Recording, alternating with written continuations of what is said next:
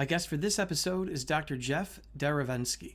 Dr. Derevensky is the James McGill Professor and Director of Clinical Training in the School and Applied Child Psychology program at McGill University. He's extremely well published. He's authored more than 275 peer-reviewed journal articles, 60 book chapters, and 4 books related to gambling disorders and behavioral addictions. That is a lot.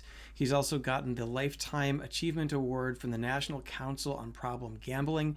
He's bringing his expertise to our conversation today about impulsing gaming and gambling behavior in teens, what's informing that behavior, and what parents can do about it. Please excuse the audio distortion on the episode today. We were having some connection problems. I know that I learned a tremendous amount from Dr. Derevensky during our conversation today, and I think you will as well. You just have to look past a little bit of that distortion. And again, my apologies for that. So that said, let's talk with Dr. Jeff Derevensky. Well, hey, so let's go ahead and get started. I see we do have a couple folks who have joined us, so thank you for those who are tuning in live. We're going to have a conversation today about what's going on with youth and gambling and gaming. And this is a topic that has come up increasingly more and more in my own work as a clinical psychologist, where I've got parents reaching out, and I feel like also over the course of COVID, this is just a problem that's escalated. And so I've got some questions prepared for you today that we'll go through. Those who are viewing can enter their questions in as well, and we can field those if or when they come in. So just to start things off, so you've been doing problematic gambling research for a long time. I think in my pre-show notes I called you a titan, which you very humbly so I'm not so sure about that, but your publication record is incredibly extensive. What drives your passion to research this topic? And then what's pivoted you a little bit more towards gaming in recent years? So it's interesting that when we began to look at gambling, it really started off looking at gaming. I have been involved in doing a lot of research on children's toys. And this, about 30 years ago, is when Nintendo first came out. And I began to look at the popularity of Nintendo and wanted to know why Nintendo was so popular, but also whether any things in real life that simulated the same behaviors that children were exhibiting in terms of Nintendo in real life. And we came upon gambling. Because of the intermittent reinforcement, the abilities to see your points go higher, the exhilaration that young people were getting from gaming. And so we looked into the literature and we found that there were a whole bunch of people who had been doing prevalence studies on gambling. And young people were actually gambling. But nobody was really interested in looking at some of the risk factors, what are the protective factors, can we make prevention programs that would be effective in terms of minimizing the harms associated with gambling, and also the treatment for young people with extensive gambling problems. This now became full circle, where gambling is now emulating a lot of gaming. And so we've come back to looking at is the intersection between gambling and gaming, and how gambling has actually migrated over to more forms of gaming, and gaming has migrated to more forms of gambling. Yeah, it's interesting about that overlap, because when we really think about it, like conceptually, gambling is kind of like a game, where the outcome is not determined. And like, even if we go back and if we're just talking about casinos, it can be very entertaining. But I think, and I know we're gonna root around in this today. It almost feels like there's intentionally been the insertion of a lot of gambling consistent behaviors and activities into the games that are being played by kids these days. You're Does 100% that track correct. for you as well? Yeah, and in fact, there are a lot of things that the gaming industry is doing that simulate gambling. And so we have what we refer to as social casino games. You can play these on your desktop, you could play them online, where you could play roulette, you could play blackjack, you could play slot machines. The other area that's very similar is that we now have what we refer to as loot boxes, where you can actually buy things in certain games. And these are all built on intermittent reinforcement schedules, the same way gambling is built in the same way. And the third area that's becoming very popular now amongst young people is what we refer to as esports or electronic sports. And so you now have teams of gamers that compete against each other, and the casino industry and other online gambling operators are now trying to start taking wagers on which team is actually going to win. I think it's important to start our conversation, though, with the notion that the casino industry, the gambling industry, likes to use the word gaming because gambling still has some negative connotations. And so there is an important distinction, I think, that we have to look at with respect to gambling, where you're wagering money in order to win money, versus gaming where you're really playing for the fun and the entertainment value. The casino industry or the gambling industry will tell you that what they're trying to instill in individuals is that this is a lot of fun. And you should be doing this for entertainment purposes, not necessarily to win money.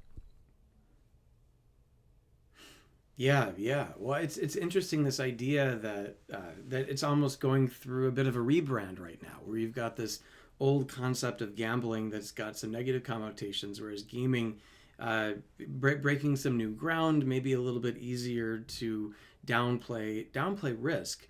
But before we talk too much specifically about games, gambling itself is a problem. I know that as I started sifting through some of the literature on this, where there are more kids gambling than I would have thought. I wouldn't say it's anywhere near as common as, say, like vaping or some other sorts of addictive behaviors, but it's still more common than you'd think.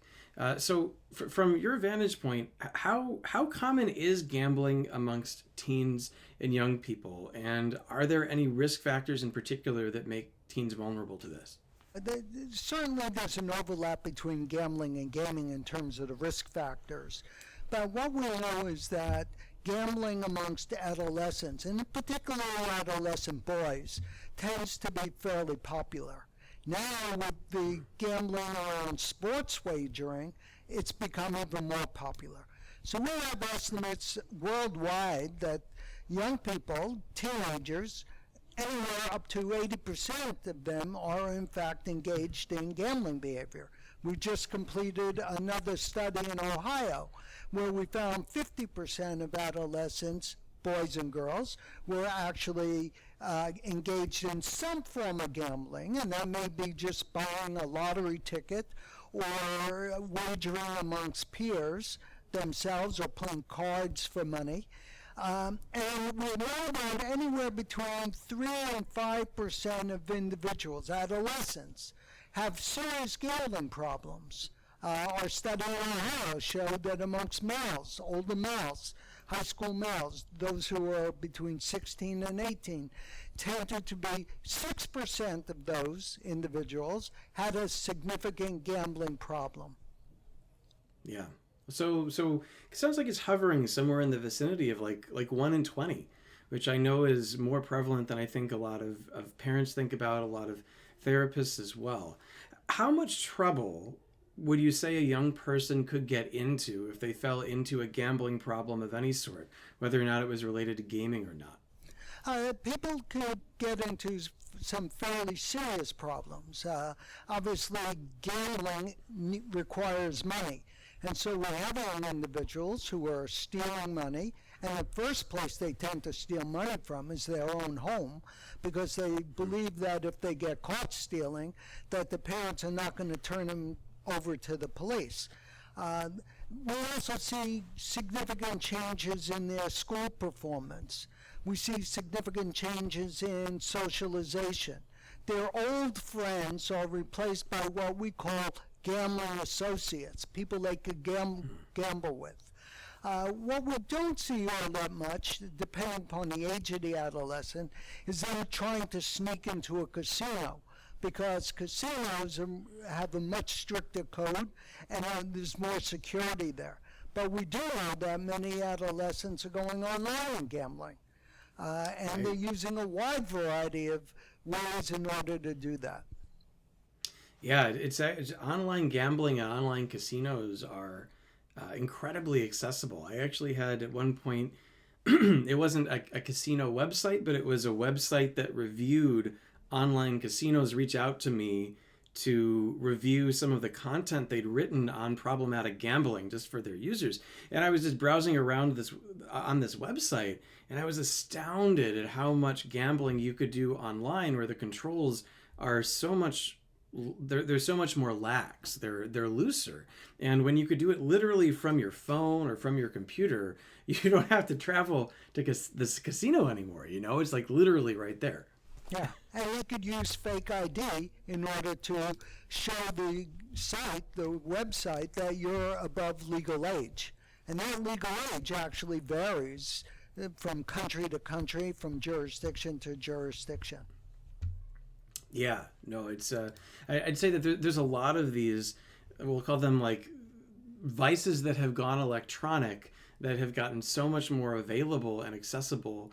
Pornography is another one, for example, that just comes to mind, where it's like just literally right there and easier for people to just use it at will. Even when we talk about vaping, and how previously you would have these stop points at the end of each cigarette, whereas now with vape devices, you've got a pack of nicotine, like the equivalent of a pack of cigarettes of nicotine right there, and you could just practically go continuously.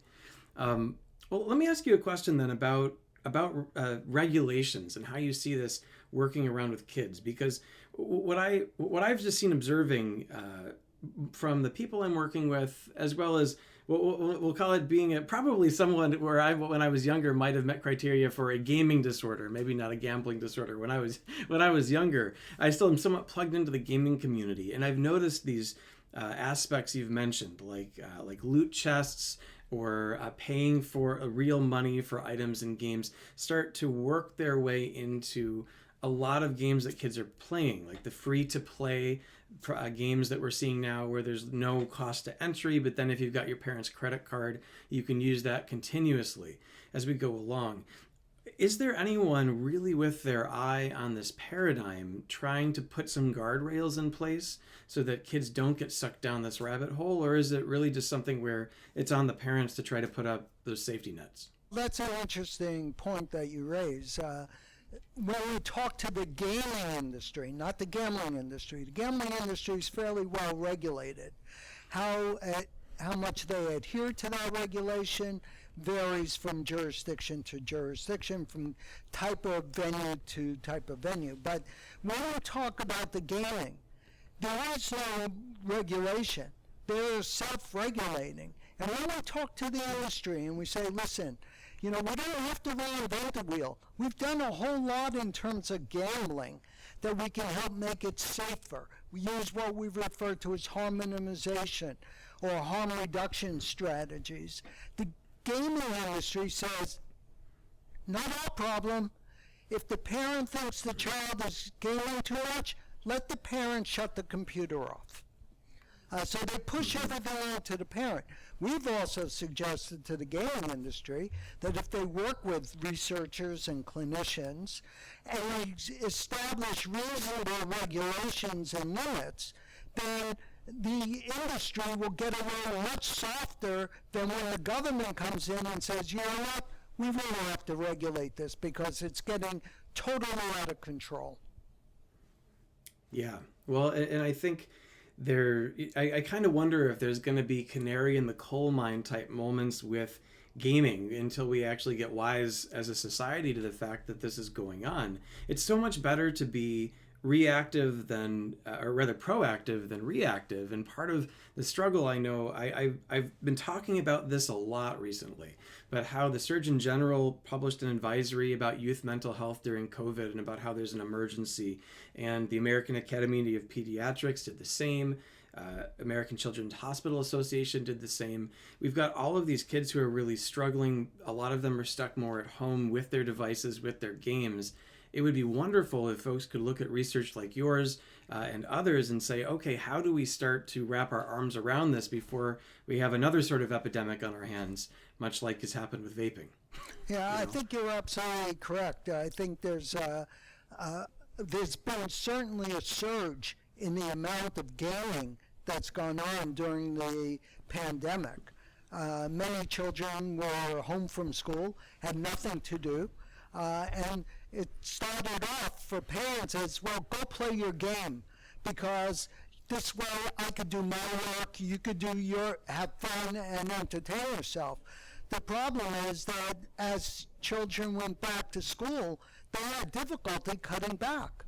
You don't necessarily have to have a very fancy console to play these games. All you need is a smartphone. And in fact, that's the fastest growing segment of the industry. Mm-hmm. Yeah. Well, so from the parent perspective, and we've talked about parents a few times, I think that there's a lot of parents and folks who work with parents who listen to this podcast.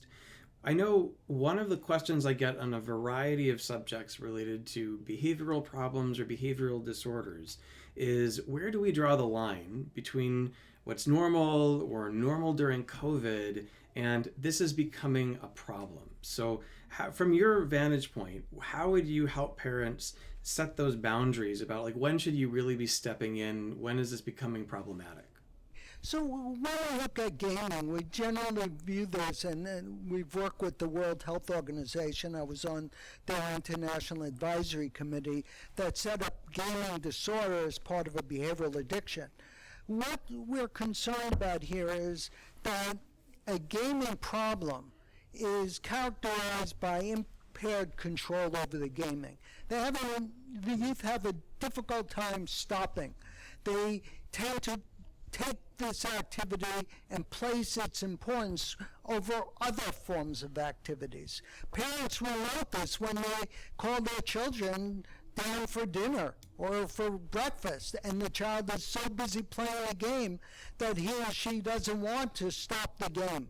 So when it starts impairing some of the relationships they have, influencing some of the negative school or having a negative impact on their schoolwork, this becomes a problem. But there's no fixed number of hours per day that is uniformly accepted depending upon the age at which the child is. Also, can children play more on the weekends than during the school day? The answer is yes. Do they play more over the summer vacation? Yes. When they were out from school, they were playing more. The problem is when we try to set and establish and maintain the limits, and children have difficulty maintaining those limits, that's when the problems occur.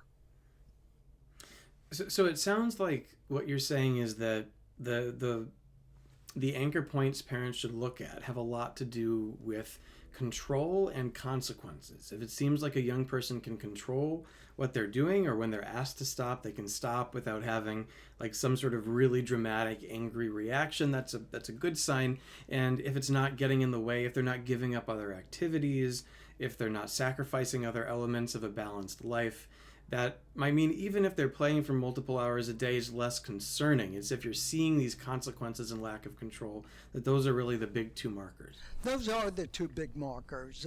We see a preoccupation. We see an increase in the amount of time children are engaged in gaming. And we also tend to see some social isolation, because if you're gaming, unless you're gaming in an environment where your friends are doing the same thing in your home, we see much more social isolation. And so with some young people that we've had difficulties with respect to gaming, and you say, well, what about spending time with your friends? And they'll say, but I do. I have a friend who's in China. I have a friend who's in Hong Kong. I have a friend who's in Australia. And I say, but can you go to a movie with them? And they say, obviously, we can't do that. And it becomes so difficult. I had a case contact me early last week where a mom said her son would not go to school because he was so actively invested in the gaming. And that if she tried to cut the gaming off, he became very violent and belligerent. Yeah. Well, and this is one of the most interesting elements, I think, about behavioral addictions is that there's the gaming and the gambling potentially aspect in and of itself. And then there's also the fact that, and I'd love to get your take on this, I feel like it's oftentimes a stand-in, it's a coping strategy for some other problem. It might be social anxiety, and that might be part of what's driving the isolation, or depression, or something where the world that they're inhabiting in the game feels like a fairer place, a more fun place, a more pleasant place, than having to face their inner demons or the outer world. And that just further, even if the chemical side isn't there, like for other addictions, there's a lot of psychological factors that really grab people and hold them there. You're absolutely correct. Young people use this as a coping strategy. Yes, they're entertained. Yes, it's exciting and exhilarating. Yes, for children who have difficulty achieving well, but if they're good gamers, that's an area they can achieve in. But what we know is that it is a strategy to use to deal with their depression, to deal with their anxiety, to deal with their loneliness. So gaming kind of masks some of these behaviors for children. Unfortunately, it also comes with a whole host of other problems. And as a result of those concomitant problems, young people are experiencing a wide variety of mental health issues. But what we've said for many years about gambling, and gaming as well, is that that is not the primary problem. We have to search to find what the primary problem is and deal with those issues. So really cutting a child off from the internet or taking away his or her smartphone is not going to necessarily solve the child's mental health issues. Right. It's a means to an end as well as an end in itself sometimes, right? If you've got the underlying problem, it's a symptom. Well, hey, so pivoting for a second back to more specifically around gaming. So another concern a lot of parents have relates to what types of games kids are playing and whether or not they should be concerned. And, we could probably go down a really deep rabbit hole specifically about like violence and all that. But I'm a little more interested today in talking about the ones that align more with this addictive or gambling type behavior that really sucks kids in. So are there certain types of games, I don't know even if there are specific games worth calling out in particular that you think are, if you see your child doing this, like maybe that should be like a yellow flag? Well, there's certainly there are different genres of games, and you point to those that are violent. Do children who play more violent video games, are they more aggressive? And the answer is yes, there is some relationship and correlation between those two. But what we have to be really concerned about are the games that are making it very addictive by the fact that they're reinforcing negative behaviors, and they're also asking parents to give their children credit cards in order to buy more of these loot boxes. And there's been a lot of research that we've done and that other people have done in Europe that show that loot boxes in and of themselves, where you're purchasing items that have no value in and of themselves outside the game, are actually very, very addictive for young people. And those are a major concern. There, in some jurisdictions, these games are actually outlawed, or the loot box component are outlawed. And there are some in the United States now lawsuits against game manufacturers against some of these games. Yeah, and for our listeners who aren't as versed, so the idea of loot boxes is that you pay real money to kind of open up a virtual box that contains items for the game of varying value. And a lot of times the best items are very rare and hard to get. And so you would have to buy lots and lots and lots and lots of these virtual boxes in order to either succeed at the game, or if you're trying to collect all of something, potentially to get that last one that you're looking for or something like that. And so the money can really stack up that way. Yes, in fact, there are reports that parents have had to sell their homes to pay back debts for their children for who have purchased lots and lots of these loot boxes. And that's become a real problem. For sure. And so it sounds like at least one of those, in terms of what should we be avoiding having our kids use as parents, if our child asks us for our credit card, that should be a yellow flag, you're saying. Like the games that the kids ideally should be playing, they shouldn't need real money to do. Or maybe you pay for them once, you buy the product, they use them. But if they're asking again and again and again, or you're noticing charges on your card again and again and again, that's the sort of game that really causes the most problem. Yeah, you're absolutely correct there. What we know is that most parents will give their children their credit card but set the amounts, set the limits. And one of the big keys is setting limits for the amount of time that children will also game. The problem is that most parents have no difficulty setting limits. It's maintaining those limits is where the problem becomes. And many children will try to push those limits to no end. And parents often just say, I give up. Okay, another half an hour, another hour. And from a young child's perspective, how do they know when I'm pushing my parents' buttons today that I'm not going to get away with it versus yesterday when I pushed their buttons and I got an extra half an hour or I got an extra hour? This becomes a problem. The other thing that I think we have to be careful about is many of these electronic devices are in bedrooms with our children, whether it be their smartphone or their PlayStation or their laptop computer. And you have to make sure that those devices are set to off so that children can actually get some sleep. Yeah, well, that aspect of cutting into sleep, that's a huge one that I hear from a lot of parents in terms of that, and we're not looking to bridge far into the social media discussion tonight, but it feels like there's a lot of things that happen on kids' phones after 10:30 at night, not necessarily any of it particularly productive or healthy, but there's this almost fear of missing out when the devices go away, even at a reasonable hour.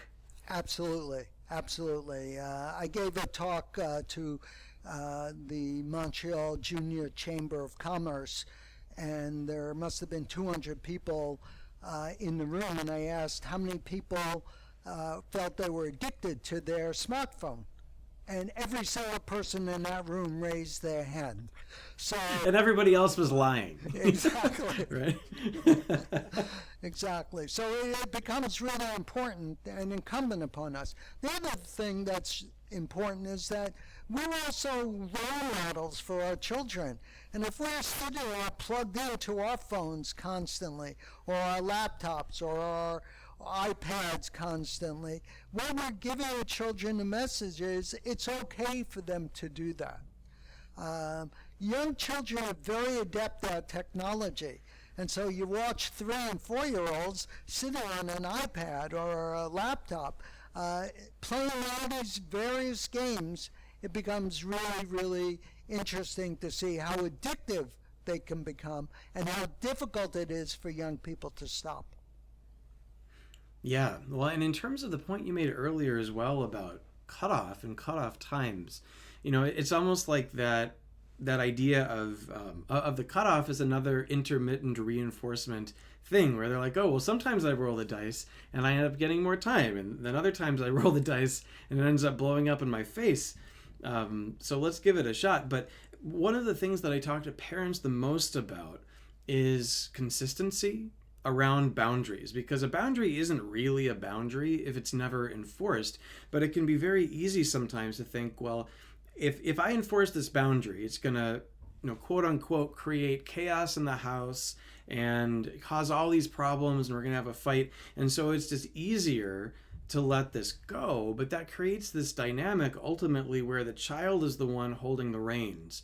They're the one running the house because the parents are just afraid to make them mad. And it reinforces this idea of, if I throw a fit, if I get angry, I get what I want, which is ultimately detrimental to their functioning in a lot of ways later on. Yeah, and when parents are inconsistent, the child doesn't know when the parent really means what they say. And so that becomes a major problem. Yesterday, my parents said I had an hour left to play, and they let me play for 2 hours. Today, I'm playing for an hour, and I want another hour, and they say no. And the parents get upset because the children throw a fit, or they become very angry and very vocal. And so consistency is really, really important, especially with respect to these kinds of activities that young children want to engage in consistently. The other thing is we set rules sometimes as parents that don't make a whole lot of sense in the sense that, we say you could play your games after you finish your homework. And so the child rushes through their homework and now starts playing the game. Parent checks the homework and says it's done all wrong. We never said you had to do your homework correctly. We just basically said finish your homework, and then the child continues along his or her way. And so I think we have to really begin to look at the world the way children see it. And so when I talk to parents, I try to get them to think about the world through the eyes of their children and see what they're thinking, and then they can respond in a more effective way. The other thing I suggest to parents in general is that whenever there's a problem, it doesn't really matter what kind of problem, our goal as parents is really to de-escalate the problem. And yet our behaviors are so instinctive and we respond so quickly that often we wind up increasing the problem. So we say to the child, put away your video game, and they say no, and we say yes, and they say no louder, and we say yes louder. Ultimately, all it's done is to increase the problems. Yeah, well, for sure. And I think there's a lot of different behaviors and interaction patterns that parents can fall into without knowing that they're actually feeding the problem. One of our viewers, Anna, had made a comment about how what we're talking about is with this intermittent boundaries, or these amorphous boundaries, is the another word for that is enabling, where this is a behavior that wouldn't be able to support itself, particularly with gaming, without parental help. They wouldn't have the phone, they wouldn't have the device, they wouldn't have a credit card. I think a lot of times parents don't see not only the role they have in perpetuating a problem through not holding solid boundaries at times, but also in terms of actively perpetuating and enabling it by giving access to the credit cards or not doing what needs to be done in order to guide the child to a safer place. Yeah, you're correct again in the sense that we tend to enable our children to do these things. There are some schools, interestingly enough, that will ask children to put their smartphones in a locker when the children come into school, and then they could collect their smartphone after. Because what they found is that the child's on the smartphone underneath their desk playing these games with people all over the world. Yeah, I mean there's so many little idiosyncrasies. I know I was at a workshop with on this with Boston Children's Hospital and Michael Rich about a couple months ago, and his group made a very interesting comment about this idea of boundary settings and where we draw the line, that particularly in today's world, it's sometimes the idea of a screen time limit is less helpful than like a round limit. Like if you're playing a game with rounds, have it be a certain number of rounds, because then you're going to avoid this fight of being like, all right, the timer went off, stop now. And there's all of these incentives for the child to continue playing for whatever reason it is. Whereas even if you're doing like plus or minus 5 minutes in some direction, you might avoid a lot of that conflict by trying to conform around the behavior rather than getting the behavior to conform around an arbitrary time limit. Yeah, one of the strategies that I often suggest to parents is to try to set not only reasonable time limits, but set the time limits with your child. And so you could say you could play 30 minutes or 45 minutes or an hour. And the child says, no, I want more.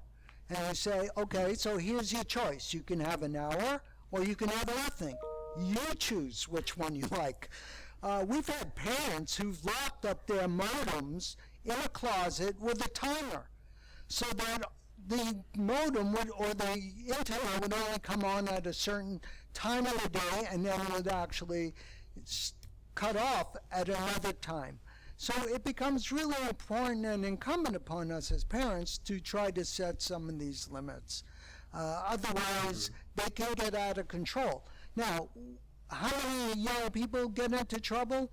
Well, that varies depending upon which study you read or the jurisdiction or when the study was actually done.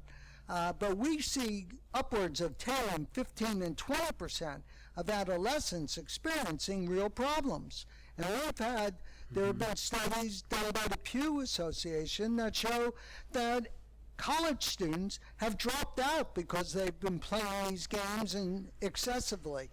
And when we asked them, why did you play the games? They said, to avoid doing schoolwork. So, it's very circular in terms of the reasoning that people will engage in. But it's really important for parents to really try to set some limits early on.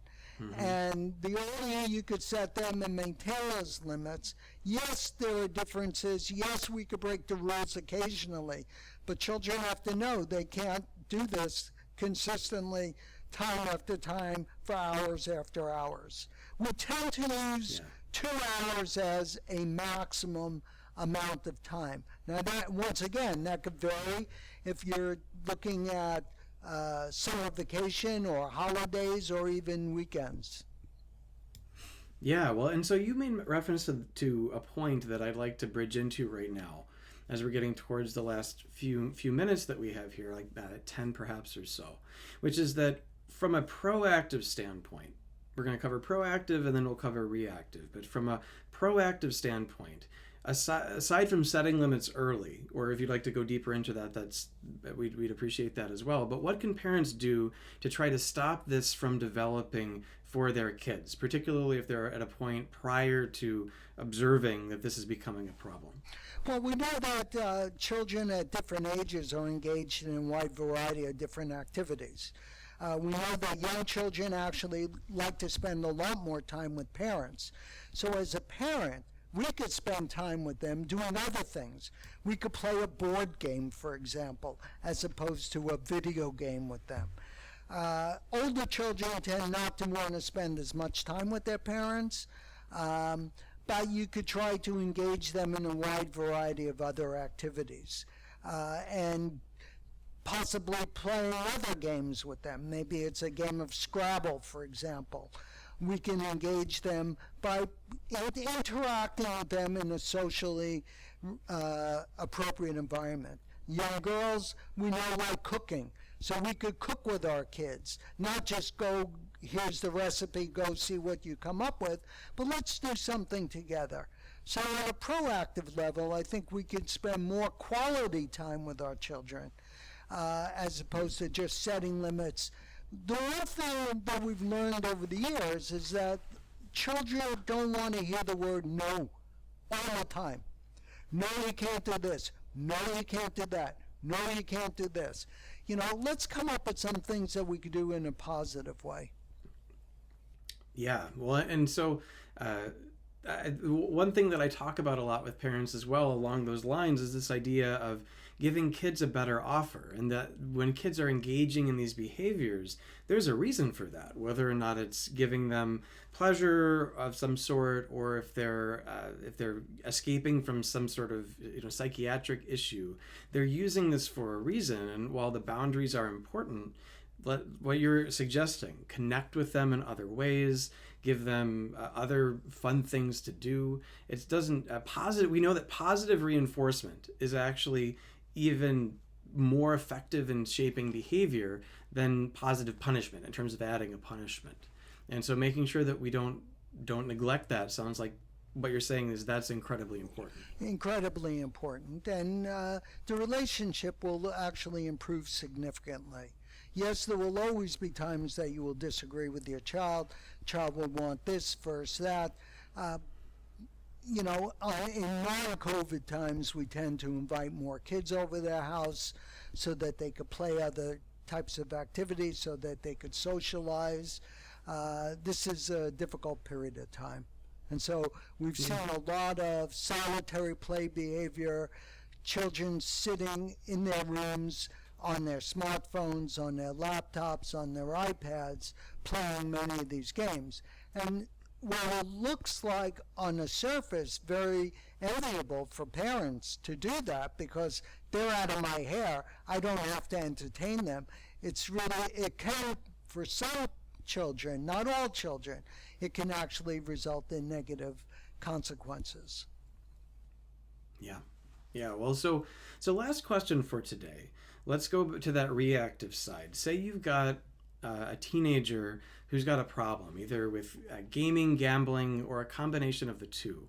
Where can parents turn, and maybe at different parts in the sequence? Is there something that they can or should do from home? Are there resources online? Should they be looking for certain resources in the community? Where would you point people? I think, Aaron, that's a really good question. And I think all of those areas are ways in which parents can actually seek some help. Unfortunately, there aren't a whole lot of psychologists or pediatricians or psychiatrists, for that matter, who are trained in gaming disorder. And we've been working on training some of those people. But there are psychologists who can help you with regular problems that you're having difficulty with in terms of social interaction with your children or difficulties with your children in particular. But there are some online gaming resources that are available. Game Quitters, for example, has a lot of help that's designed for parents as well as children who are experiencing some difficulty.